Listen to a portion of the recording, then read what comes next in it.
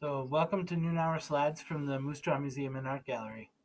We're located on Treaty 4 territory, the traditional lands of the Blackfoot, Cree, Ojibwe, Saulteaux, Dakota, Nakota, Lakota, and on the homeland of the Métis Nation. We pay our respects to First Nations and Métis ancestors and reaffirm our relationship with one another. We gratefully acknowledge funding from the City of Moose Jaw, Sask Arts, Sask Culture, Saskatchewan Lotteries, Canada Council for the Arts, Canadian Heritage, and the Government of Canada. I'm Vincent O'Telling, the administrative assistant here, and I'm here to welcome you to today's presentation. Elaine Stutt is here to talk about a trip to Mexico. We went in, was it the beginning of December 2019, sometime around then. I have to figure out how to start. Okay. Anyway, we arrived at very early in the morning. Yeah, and Rod, you have your mic on too. But at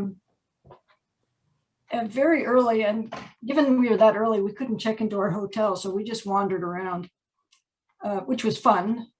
But that's why we have early morning slides with really early morning light here. So we just took a few shots. Our hotel was right in downtown Mexico City. And this is the Alameda, which is the big central park in Mexico City. And this is the Bellas Artes, which is the big, mostly it's an auditorium, but it also has, that figure, he looks so bored, and the other figure is on.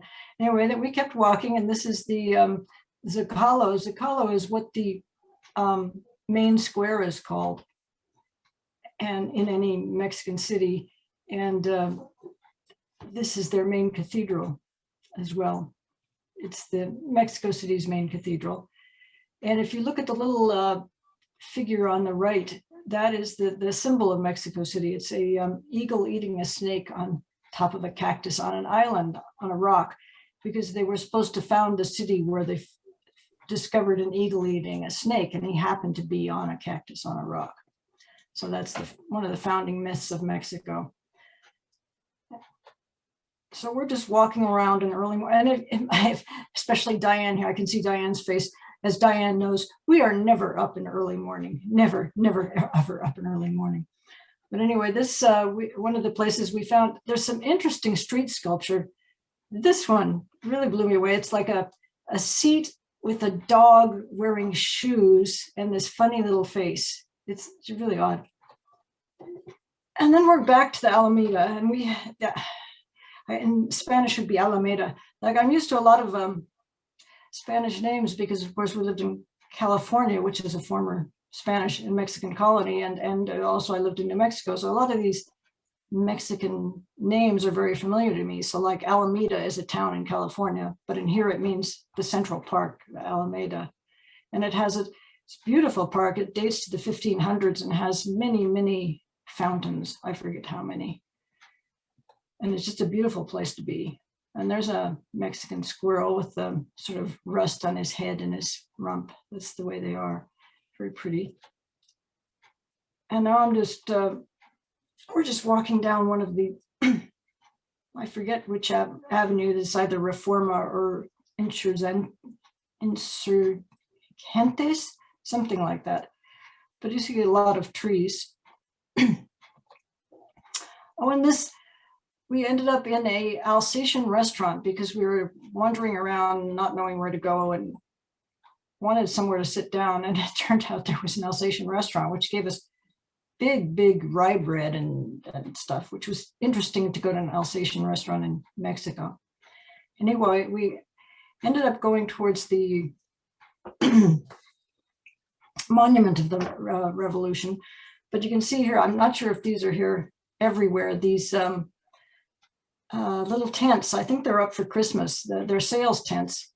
But you can see, we also see they were putting up more tents. And I'm always fascinated by, construction and everything. So that's how the tents went up.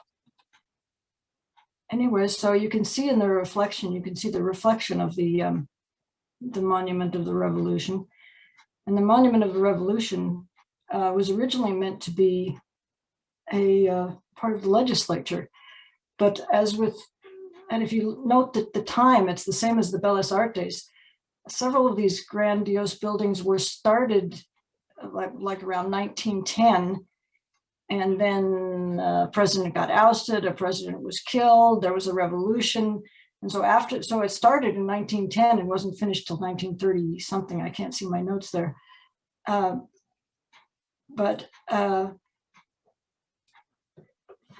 that's the way with several buildings around there. The revolution and all this stuff got in the way of building. So that's fine. And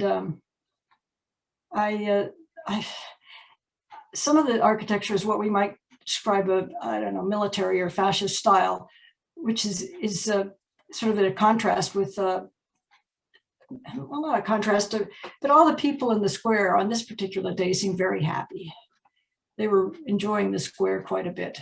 And it has one of these fountains that's at ground level. And if you look back at the monument yourself, you see there's a glass elevator, so you can go up to a viewing area, which we didn't. But everybody was out and really enjoying the square, including this dog. He just loved all the water. Anyway, here's another square, Plaza.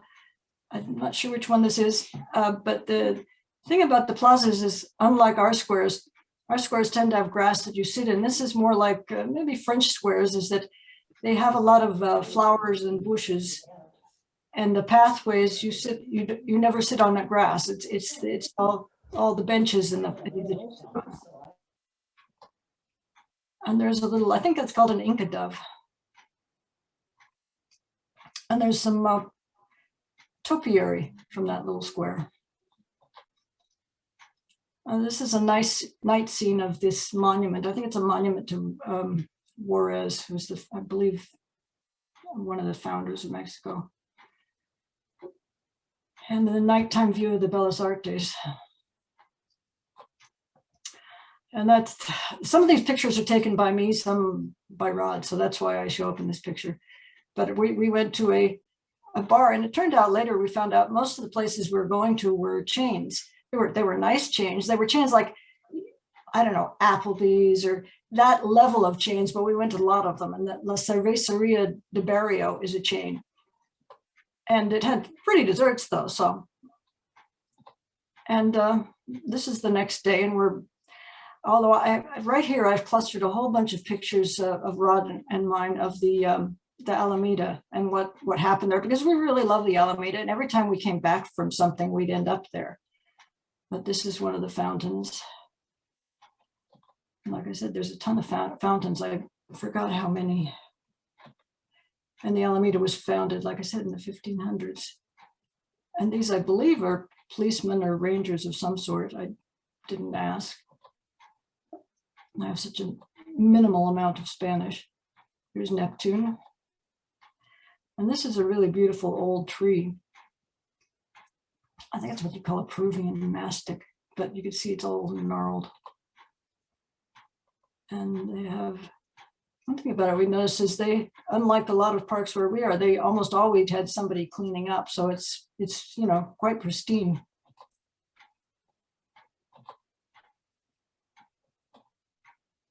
And activities, dance lessons. Sometimes there were dance groups, but there were also dance lessons. So it was always fun to watch them. And there was a marching band. It looks like it's the lynx and the eagles. Lances y Aguilas.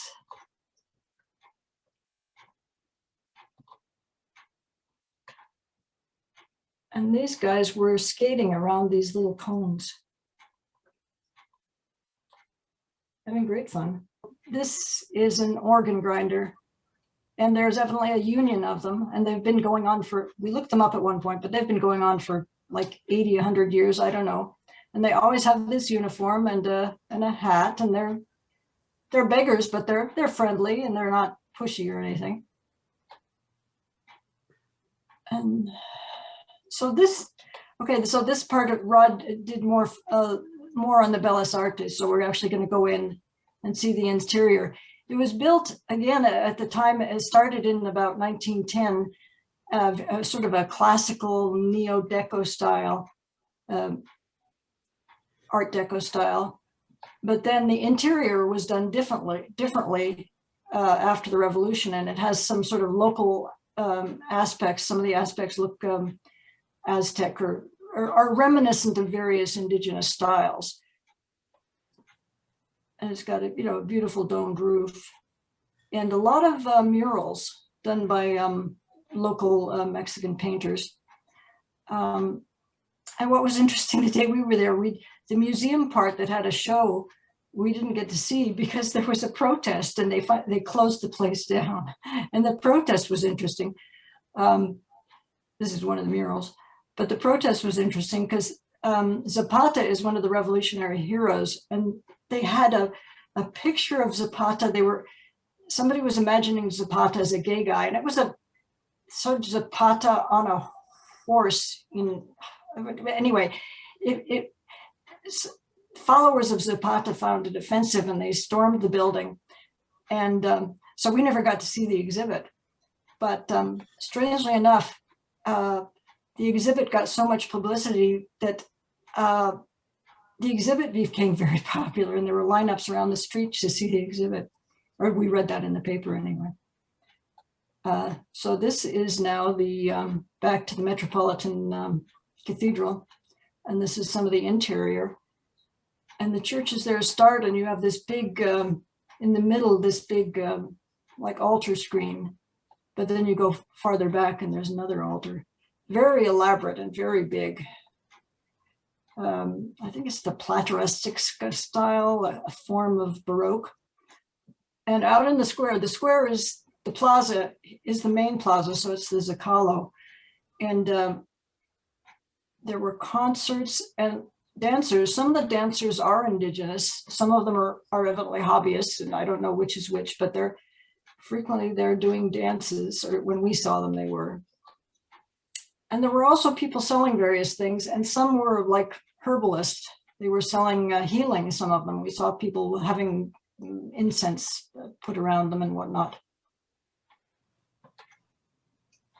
Okay, and this is a painting, a mural of the original city of Mexico, which I think was, the Aztec city was called Tenochtitlan. And this is a picture of where the city was. Remember, the eagle killed the snake on a cactus, which was on a rock on an island. So this was the original island of the whole Valley of Mexico was a lake at that time. Anyway, but we went and we got information.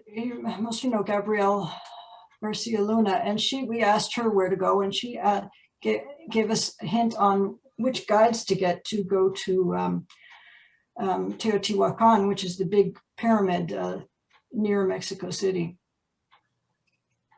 And this is a view of the pyramid from one of the places nearby. And we started,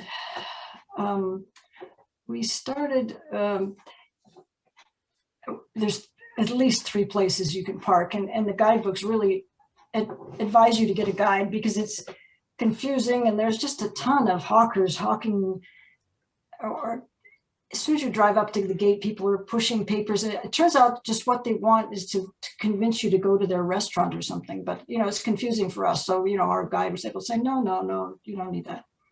Anyway, so we started at I believe it's the south end. The diagonal of the site runs slightly off north, east of north, so that on August 11th, it's in line with the sunrise or something. But anyway, we started at the south side, which is where the temple of the feathered serpent was. And what you do first, you get into a courtyard, and we're walking with some school children. You see a metal thing, and then there's a white thing, which we didn't know at the time, but there's evidently, there was a collapse, and they found that there was a tunnel under the building. So there have been archaeologists in that recently digging up to see what they can find. I don't know if you can see my mouse, but if you can see where my cursor is up there, that's the viewing platform. these pyramids changed over time. And at one time, part of that was covered over by something else. But at the moment, you have a viewing platform, and then you can look down at the other. And this is looking from the Temple of the Feathered Serpent up to the Pyramid of the Sun, and in the distance, the Pyramid of the Moon.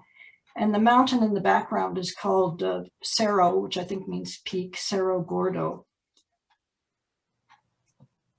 Anyway, when you get up on the platform, you can look down and you can see there's quite elaborate stone carvings on it. And there's two creatures there. And one they call the, naturally, I don't have my notes all neat, but I think one's Quetzal, and he's the feathered serpent. And you can see the sort of fringe around his neck. And anyway, but this is the viewing platform where all these students are. It's the steep steps. Anyway, and so that's the Quetzal, the feathered serpent, and you can see his body is behind in the bas relief going to the left. And the other one, they're disputing over what it is. They think it may be the god Tlaloc, or it may be a fire god. And you see, we don't entirely know, because Teotihuacan is happened quite a while ago. It predates the Aztecs, and they did have writing, but their writing hasn't been translated yet. Nobody's been able to figure it out, so that they don't know for sure what these gods are. They can look at examples of later cultures and try to guess, but they're not sure. And this is one of the enclosures around this temple. And there's some signs, and this, I think it says rocks and more rocks. And it's a thing, it's saying that all the different volcanic rocks that they were built of. And the one I can look at is basalto, which is basalt. And then the guide said it would be a good idea if we drove to the other parking lot, because if we walked all the way up and all the way back, we just tire ourselves out. So at this point, we went back to the parking lot and entered it. I think it's the north entrance. And this is also a lineup for the palace of the, there's two names for it, but the palace of the Quetzalpopatl, which is, I think, is something like the butterfly. But, and we did see that, but I'll show you the pictures of it later. So coming out of this entrance, if you look to your left, you see the temple and the Pyramid of the Moon, which you can only go up halfway. And to the south, you see the Temple of the Sun. And it's quite a large pyramid. I think it's like the third largest pyramid in the world. And Rod and our guides didn't want to go up. That they said, no, we're not going up, but you can go up. So that's fine. So I went all the way to the top. Rod went most of the way. And it's steep. It has handholds. We were there in, as we said, December. So that was good because it wasn't hot and there weren't many tourists. I think if it was really hot, you might have trouble going up it. But for us, it was no problem. Here you're looking down and you can see where the plaza in front of so this is the Plaza of the Sun. And so this is our guide was waiting down here. But so this would be all the plaza in front of the pyramid. And of course, various things happened on the pyramids. There were sacrifices, including human sacrifices at some times, but that's a long time ago. I didn't feel any, actually, if you notice, there's a lot of wildflowers growing on the pyramid. I don't have them here, but I took a lot of pictures of them, of the actual wildflowers. And here you can see the Cerro Gordo and the Temple of the Moon. And this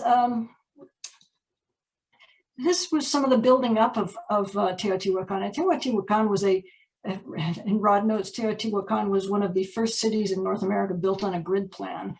And they're not sure the population. They're thinking between 100 and 200,000 people. So it was a real city.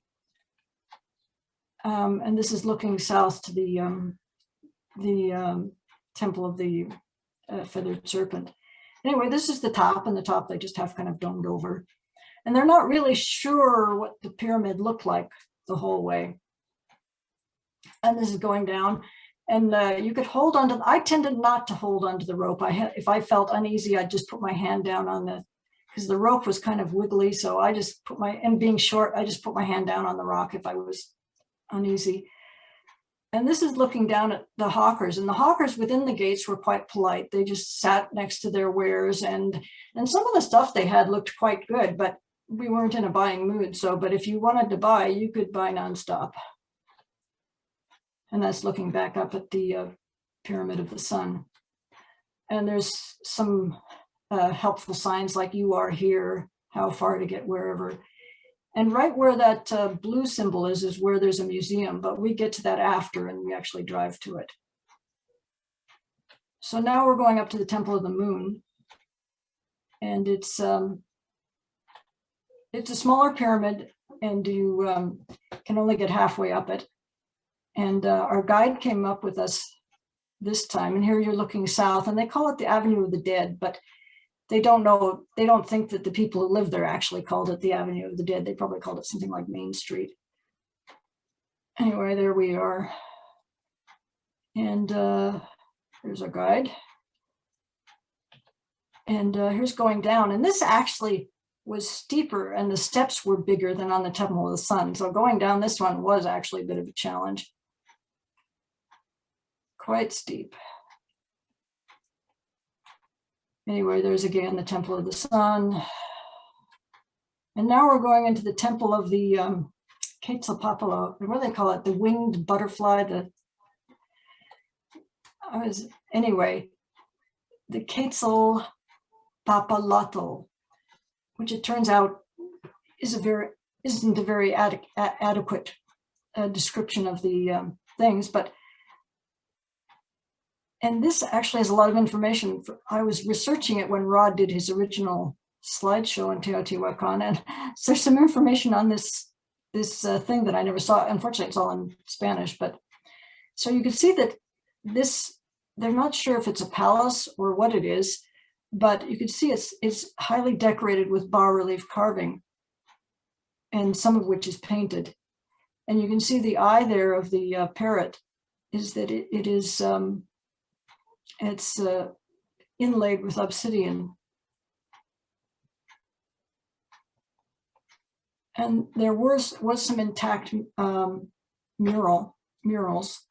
And this is a jaguar blowing on a conch shell.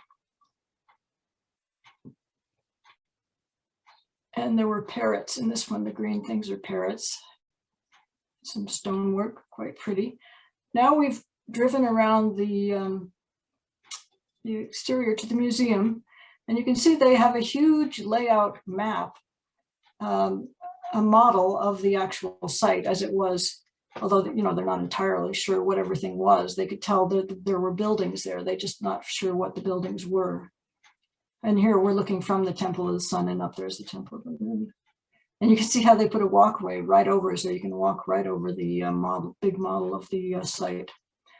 And that's what the site looked at some point when it was a town and a city. And there's a jaguar. And what the guide pointed out to us, that we went to a mural museum. There were at least 2 museums on the side. The Mural Museum had some very interesting stuff, and it was totally empty. Nobody was there. But it pointed out for instance, when an animal seems to be vomiting, that indicates that it's speaking. So this jaguar is saying something. And there's some murals from a house. And I keep forgetting, to me, this looks like a turkey, but I think it's actually supposed to be an eagle. And a dog, and you can see the dog with the kind of, he's speaking because he's got this thing coming out of his mouth. And this is really interesting, and it's, why it's interesting, you can see all these little animals on different levels, but they did a recreation of it so you could get to understand what's happening.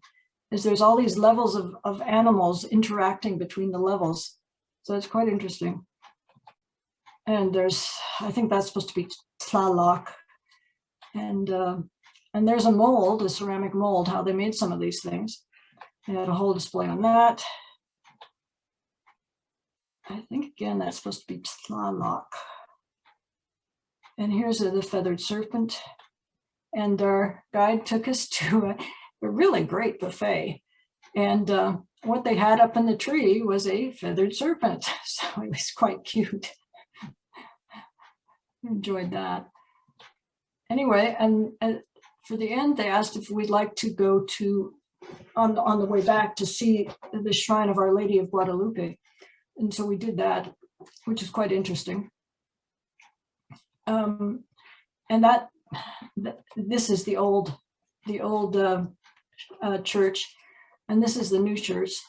And Our Lady of Guadalupe, I don't know the year, but she appeared after the Spanish conquest. She appeared, she's a Christian saint, Mary, and she appeared speaking in the Aztec language, Nahuatl, to a person.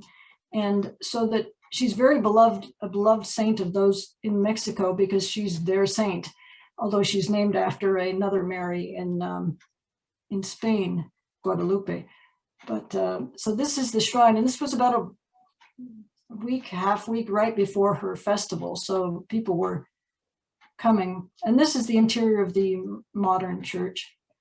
And that picture of hers is miraculous, like it's, as the way miraculous things are, there's a whole story about it. And this is the group of us here. And thing is, one thing I found, what we're looking at the two volcanoes. The architect designed the clock thing to look like some of the ancient indigenous figures.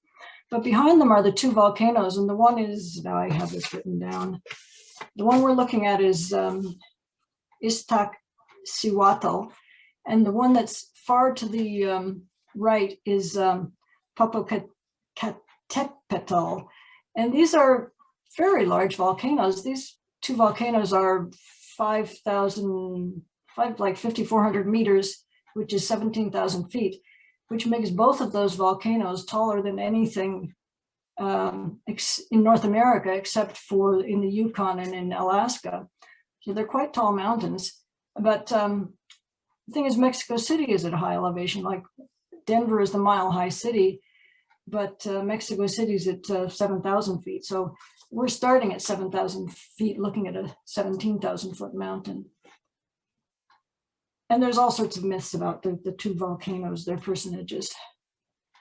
Oh, and this is a picture, since I didn't get a picture of both the mountains, here's a picture from Guadalupe Hill, before everything was all built up, looking at the Valley of Mexico and looking at the two mountains.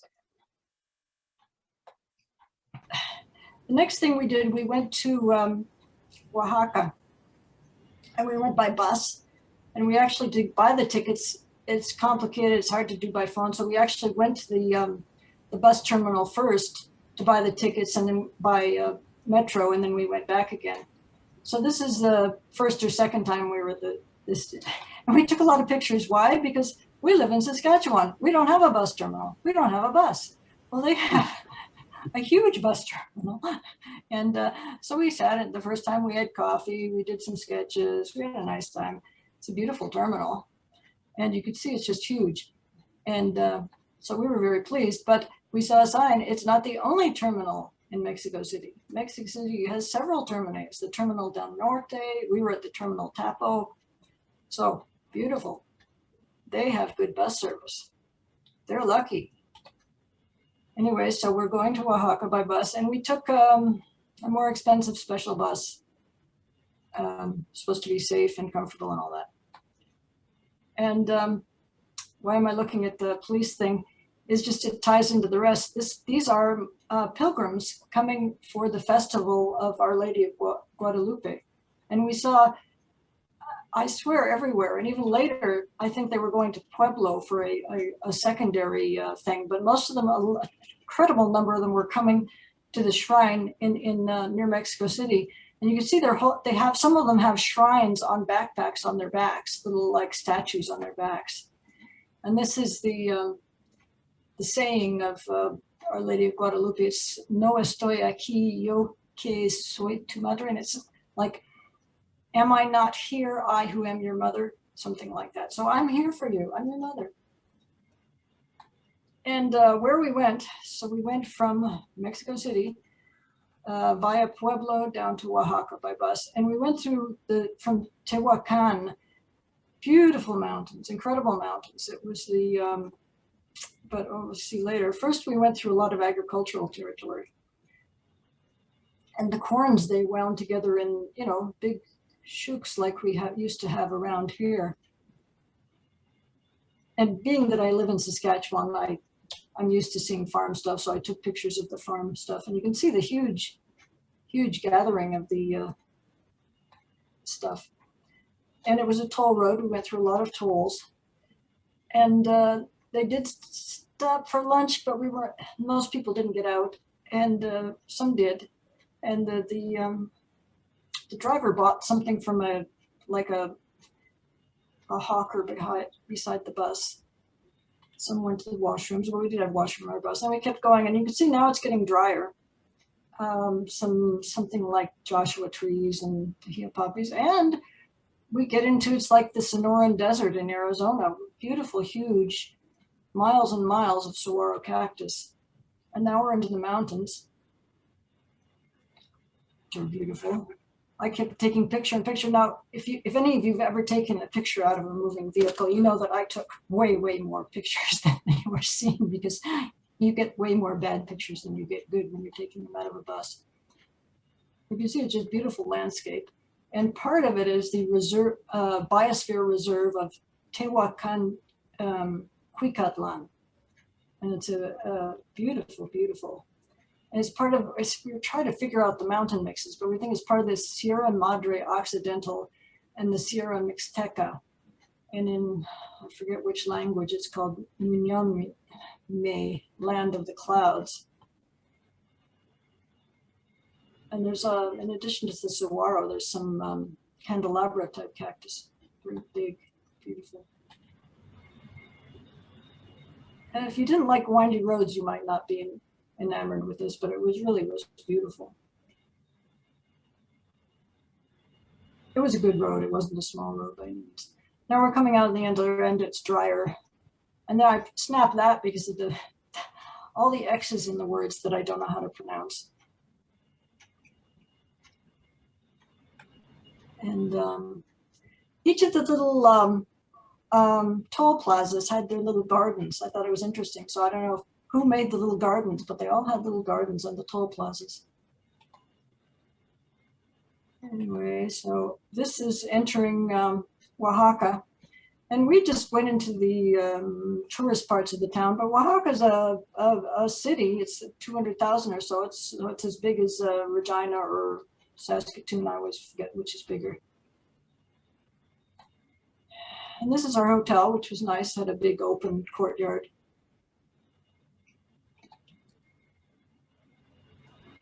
And it's very colorful. There's a lot of beautifully painted houses.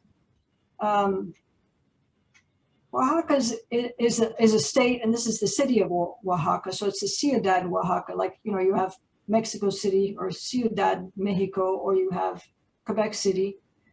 So this is both the Oaxaca City, or they call it Oaxaca Centro. And this is the Plaza Santo Domingo. And this is the Church of Santo Domingo, called the Templo, frequently, the Templo Santo Domingo. And it was both a church and at one time a big monastery. But we kept running into it, but it was close to where we were. But they were having a 302nd anniversary. And they had a choir up singing. So we thought, oh, that's interesting. Which is quite good, but we wandered off. We saw part of the market, which was still open, even, it was closed, beginning to become evening. And beautiful chilies, chickens, and all sorts of fruit. And given that it was going on Christmas time, this is the Zocalo, the central plaza, and they had lights all strung up around the whole plaza, which actually was quite nice. It had a very, buoyant feeling. And here's around the square, there were some restaurants waiting for people.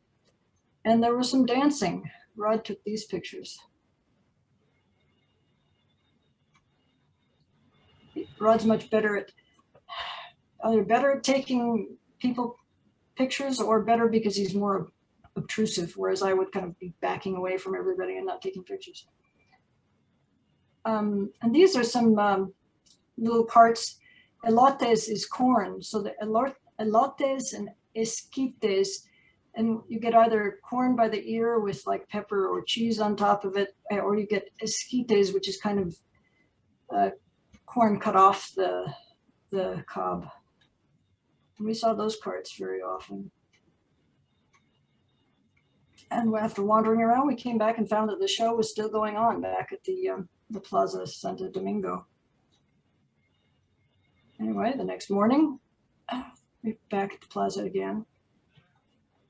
And the one thing, of course, we were there in December and they have winter blooming flowers, which of course is very nice. And yeah, before we were here, we were, as I was mentioning to Janet last week, we were at a big slush storm between Woodstock and Ottawa. So it was nice to see all the bright flowers. And there was a lot of murals. We hiked up the hill, not a hill, a street. You could see that the Santo Domingo's down there. So we looked largely at all these murals, very pretty. And some dog things. And the top ones are Mexican dogs.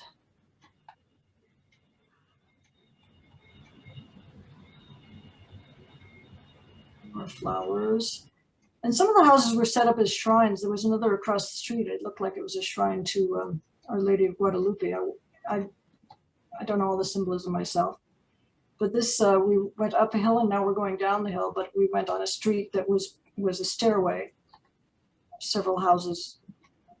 And that's a rabbit, it's so cute. And it was so colorful, the painting on these, the houses off this stairway. Bougainvillea, I guess. Some honeysuckle with the call them either Buenas noches or Noches Buenas in Spanish. Poinsettias, yeah. And this happened on this, and it must have been December 13th because December 13th is the feast of Saint Lucia. And I always remember that because in Sweden they make Saint Lucia buns. So we heard part of the mass for St. Lucia. And then when we came out, this square had nothing but ice cream. Every single purveyor there had ice cream. And they'll all call out to you, come to my place, it's best, get my ice cream, it's best, come to my place. And I tend to choose them by color because I always get threatened by the hawkers. Anyway, so we chose this one. And their ice cream flavors are different. Like they have like sherbets, but Rod picked some good flavors. I think his was mango with a chili honey sauce or something, and it was actually quite good. Mine, I think I got a creamier one, which I didn't like as much. And back to the Santo Domingo. And why we're at Santo Domingo, the Templo or Church of Santo Domingo de Guzman, is because we're going to go to the museum. It's it was built in the 1500s as a church, and it was a monastery of the Dominicans sometime in the 1600s to sometime in the 1800s. And then this is part of the actual church itself. Very, very ornate, overwhelmingly so. I'm just showing you the one picture. And outside, if you look at the green stone is called Caterna or something. But it's volcanic stone, but it's green, which made the church kind of unique. Anyway, for a long time, the monastery was used as a military base. So it's huge. It has big courtyards. But in the 1990s, it had been a museum for a while, but in the 1990s, the military pulled out and they started renovating the actual convent parts. So you can see that they've uncovered some paintings and things. And there's Rod sitting in the shade, which if it was hot in the summer would probably be very necessary. But if you turn around the other way, you can see the sunlight, and what is there is a botanical garden, which we're going to see later. And when the military pulled out, the artist Francisco Toledo petitioned the city that it should be a garden. So this garden only started happening in 1994. It's a totally, entirely new garden. And we'll look at that later. And there was a whole museum in here, largely with the art from the architectural site of Monte Alban, which is near Oaxaca, but we didn't go there. But as we went through this museum, you could keep looking out, and we noticed that wedding was arriving at the Templo, and there would be a lot of weddings. Anyway, this is another one of the squares. We're looking down and at the brickwork and the clouds and another courtyard. And when we get out, this is the face with the beautiful green brick, but it's wedding time, and the weddings, evidently Oaxaca is a big wedding destination. And when they get out of the church, there's processions, and the processions have big puppets that twirl and dance, and then smaller dancers and bands. And we must have seen, there could have been 3 weddings this night and 3 the next night. And there's things for sales, and I'm not sure how many of these carts are there normally or somewhere for Christmas. This is another wedding. More people out, and there's a lot of people out at night. It was very pleasant. And this was a protest, or a protest for or against, was against violence, to stop violence against women. So it was good. And the next day we went to the Ethno Botanical Garden. This was the garden that they started up in '94, partially at the request of Francisco Toledo, who was a what Diane is, etcher, printmaker. Anyway, it's ethnobotanical because they have all the local plants, and a lot of which are used by the people and were developed by them and are used for medicine. And we had a guide who spoke English, and she'd been in North America somewhere, but I forget where. And this tree is local. It's called the Ceiba tree, and it's has the something to do with the creation myth of the Mixta people. And you can see it's green bark with thorns, and we saw it quite a bit out there. And now she's giving us a talk about the sustainability of the site, the way they use the water. Only half of the site is watered. The rest is all dry land plants, and they're never watered. And the water is all goes downhill, and they actually have big water reservoirs, which they keep when they catch rain during the rainy season. So she's explaining all of this. And these are desert plants, agaves. And agaves, blue agave is what makes tequila, and a different agave makes mezcal, which comes from Oaxaca. So this is a beautiful tree, and some more agaves. I don't know which one. Some cactus and some beautiful desert plants. Some flowers. I love flowers in winter. And some saguaro, the big cactus that you'd see in Arizona.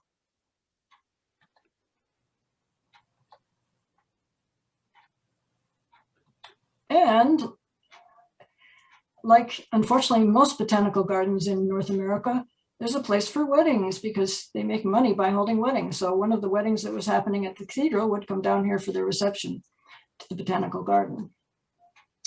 And here on the way out, we saw Toledo died just in September 2019, and we were there in December. So there was it says, I think it says, pardon my translation, like the workers of the Ethnobotanical Garden of Oaxaca are something about the passing of Toledo, who was our guide, our benefactor, and our friend.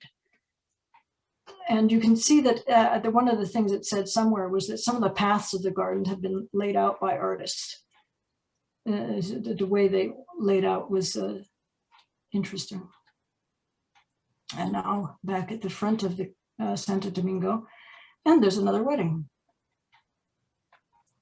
And that night, there was a fun fair in one of the other plazas. So Rod and I went there. We just walked through it, but it was fun. It was a nice atmosphere. And everybody was having fun. And we bought 2 foods. These are gorditos, which are like fried thick tortillas, which are split. And we had one of those. People playing chess. And we also bought some fried plantains. We fortunately didn't get sick, and they said, make sure you get hot foods, not, freshly cooked foods, and those were freshly cooked. And this is the next day, and there's a procession. There were a lot of processions in Oaxaca, partially time of the year. And near Christmas, here's the piñata. That's me with the shirt I bought the night previous. I'm sketching, so-called. And there's another view of the Santo Domingo. And now we're on our way back to Mexico City, which is, there we go. Beautiful road. And we got to see where we were going on the back of the seat. You could find the map of where you were going. And now we're nearing Mexico City. And these are the two volcanoes. We could see them just over these hills there. So that's Iztaccíhuatl and Popocatépetl, the two volcanoes that are 17,000 feet tall. It's hard for me to believe that. And here's part of the freeway system. And I think actually that's where I end. Yep. One thing I meant to say, if I got around to it, which I never got around to it, is the amount of chain restaurants we went to. We went to one called Sanborn's, one called Tox, one called Tito's, one called Cerveza de Barrio, Vips. We just went to, and they were all Mexican chain restaurants, and they were all very good. Like Vips seemed to concentrate entirely in Mexican breakfasts. You know, all sorts of stuff that we would never see in our breakfast menus, but it was all good. One of the things is that the food was very different than what we would normally get in a restaurant here that would say that it was a Mexican restaurant. For one thing, over 3 weeks or however we were there, we never had rice and beans at the same meal. Like some dishes were served with rice and some with beans, but they never, we got like they served cactus or something as a second thing on the plate rather than, yeah, and or plantains or some, other things that, it was just all slightly different. And the number of different things like a taco or a tostada, like I never heard of a tlayuda before, but all of these things are slightly different. And Yeah. can you think of some? Well, one thing I meant to mention was just when we were near the Alameda in downtown Mexico City, like after this, I didn't have enough time. I didn't go into it. We also went to the Roma district, and it would have to be another slideshow. I ran out of time. But when we were in the Alameda district, the downtown district, we didn't hear any English. Now, it could be the time of year, but there weren't any tourists in that area. We didn't hear any English, didn't see a lot of people that looked like tourists, but there were a ton of people on the street. And, but when we got to Oaxaca, we finally heard some English. There were tourists in Oaxaca, but just about in the first part of Mexico City we're at, not many tourists, at least not in December, which, anyway. Did you find it, like you were saying, a lot of people? It was December, so not as many as other times of the year, but did you feel safe at all, like the whole time? Well, we were in kind of very limited areas, where Rod had looked and they said, oh, this is a good area. And where we saw a lot of people, especially they were out on the weekends, they were out for the Christmas fairs, the Christmas markets. There were just a ton of people. And at night near the Alameda, there were always people out, but that was good. And you could see who the people were. They were just families strolling and stuff. So if they were out at night, we felt fine at night, and we didn't go in dark alleys at night, but we felt really safe in the areas that we were. Yeah. Yeah. Yeah. Okay. Like you notice, people this is what I look for, people walking their dogs and families with kids and strollers. And I think one of the things, their houses, like their apartments, so they're smaller than ours. And so that on an evening, rather than having people over or going out to their yard, they all go to the park. And so, 10, 11 o'clock at night, there were these, we were just people strolling around, nice warm winter evening. And it really did feel quite comfortable. Good. It did, by the time we left, it was getting cold. Like one day we went out without our jackets, and by the time we came back, we were freezing. So. You were going to say something? Yeah, just what Rod was saying about the people being out. Like I had a cousin that was playing hockey over in Europe, and everybody has these tiny little apartments, and that they would all go meet at the pub, you know. So that's where all the action is. There's no room to ain't at home. Yeah, exactly. It's a different, more social way of life. Oh yeah, no, for sure. And it's awesome.